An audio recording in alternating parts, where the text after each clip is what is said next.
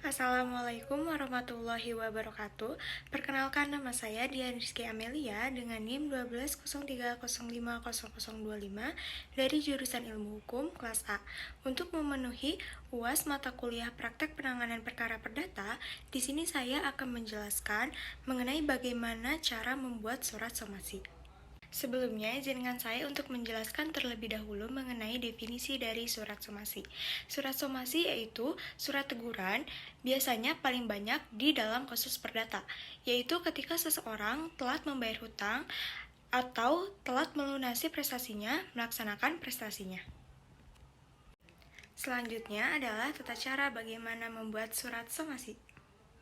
Dalam pembuatan surat somasi ini, yang pertama diberi judul. Judulnya yaitu somasi. Setelah itu adanya domisili serta tanggal dibuatnya somasi. Lalu ada nomor. Nomor ini berguna untuk memudahkan peraturan penyimpanan dan penemuan dokumen apabila diperlukan kembali. Tidak hanya itu, penomoran juga berguna untuk mengetahui jumlah surat yang diterima dan dikeluarkan oleh lembaga hukum tersebut. Lalu ada hal. Hal di sini berfungsi untuk memberitahukan kepada penerima surat somasi tentang pokok dalam surat ini, di mana mengenai somasi atau teguran.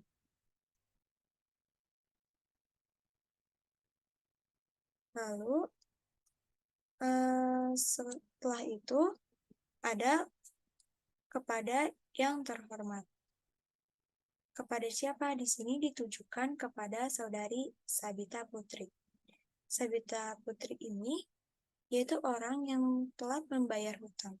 Setelah itu alamatnya berada di mana? Alamatnya ini berada di Jalan Puspakencana, 162, Cilenyi Kulon, Kecamatan Cilenyi, Kabupaten Bandung.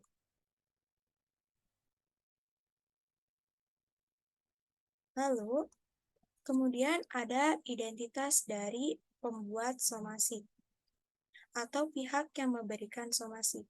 Dalam hal kali ini, pihaknya adalah Dian Rizky Amelia SHMH, lalu yang kedua ada Rahmah Raisa SHMH. Sebagai pembuat somasi sekaligus yang memberikan surat somasi.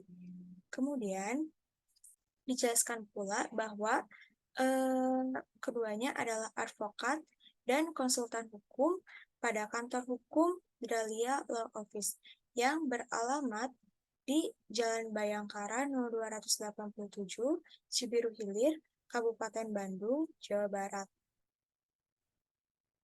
Lalu secara bersama-sama maupun dapat bertindak sendiri-sendiri, mendampingi dan mewakili dan atas nama pemberi kuasa, surat kuasanya dilampirkan untuk dan atas nama klien kami. Lalu ada uraian mengenai isi dari somasi tersebut yang ditujukan kepada saudari Sabita, yaitu yang pertama,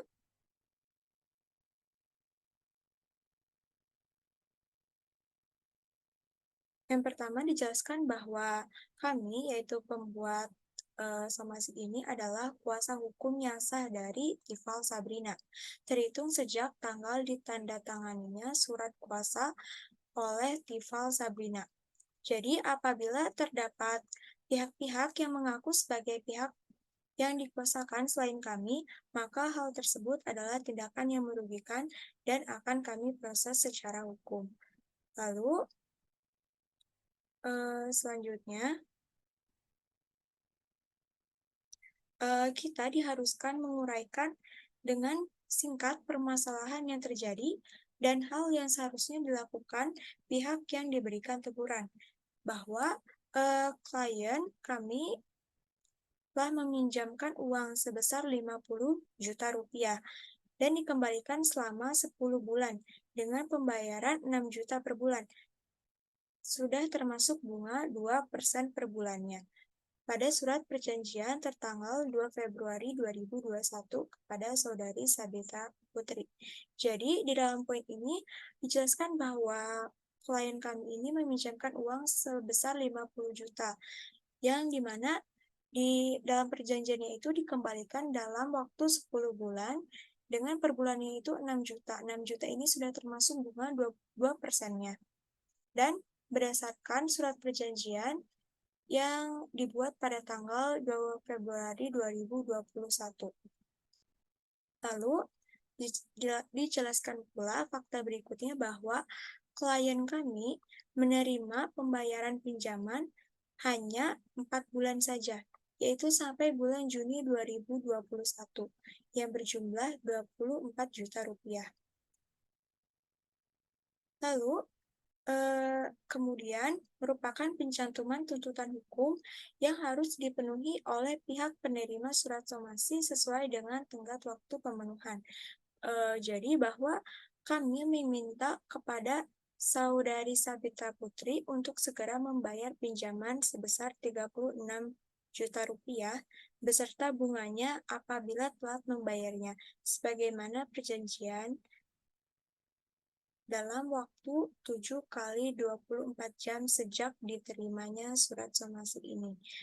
Jadi, pada poin 4 ini dijelaskan bahwa saudari Sabita ini harus segera membayar sisa pinjamannya, yaitu sebesar 36 juta rupiah dalam waktu 7 kali 24 jam setelah diterimanya surat somasi ini. Lalu dijelaskan pula bahwa apabila dalam waktu tersebut saudari tidak menyelesaikan permasalahan ini, maka kami akan menempuh penyelesaian secara hukum perdata.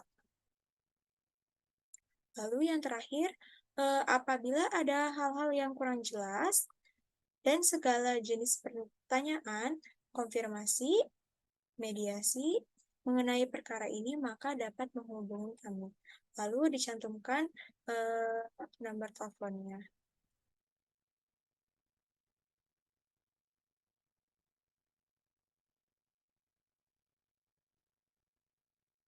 Kemudian, selanjutnya merupakan bagian penutup yang akan dijadikan sebagai salam penutup.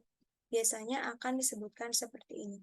Demikian surat ini kami sampaikan untuk dapat diperhatikan dan ditindaklanjuti sebagaimana mestinya. Yang terakhir merupakan tanda tangan dengan kuasa hukum atas nama Dian Rizky Amelia SH.MH dan juga Rahmah Raisa SH.MH sebagai penanggung jawab pembuatan somasi ini. Sekian yang bisa saya sampaikan. Mohon maaf apabila ada kesalahan. Terima kasih. Wassalamualaikum warahmatullahi wabarakatuh.